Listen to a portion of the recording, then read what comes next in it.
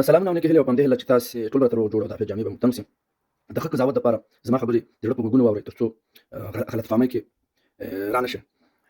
یو ورور د حمزه سره لګیا دی او د هغه نه ډېرې عجیبې پوښتنې کړي دي او یوه پوښتنه یې دا ده چې زموږ 15,000 کاله مخکې هغه بابا چې پښتون نسل ته پیدا شوی هغه نوم څه دی؟ دا ډاکټر هم دی او د ده یو څو کلیپه وایرل شوي دي په دې خاطر چې حمزه ورور ډېر هوښیار انسان دی او ډېر کلک پښتون دی، نو په همغه خاطر باندې له ده له برکته هغه وایرل شوی. نو پوښتنه دې دا کړې ده چې هغه 15,000 کاله مخکې هغه پښتون بابا چې موږ ترې نه پیدا شو د هغه نوم څه دی؟ زه دته دغه جواب ورکومه، د ده د سوال دا جواب ورکومه چې خدای دې غرق لا نه کړه په هغې بابا باندې څه کوي؟ دغه فخر افغان باچا خان بابا چې خدایي خدمتګار هم و او د پښتنو دپاره یې ډېر خدمت کړی دی.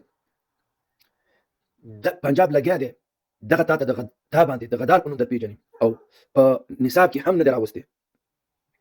دومره لویه هستي چې د انګریزانو نه د ازادۍ په خاطر چې خپل ملک را آزاد کړي نیم عمر یې په جیل کې تېر کړی او قائد اعظم په نوش څکله او بیا وویل چې دا خو زموږ خواخوږی دی د پاکستان بدله ورکړو.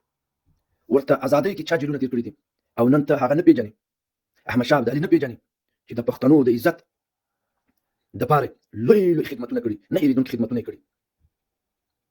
نو ته دغه خلک یاد ولره، دا افغانان دي، دا پښتانه دي، پټان، افغان، پښتون دا ټول یو دي.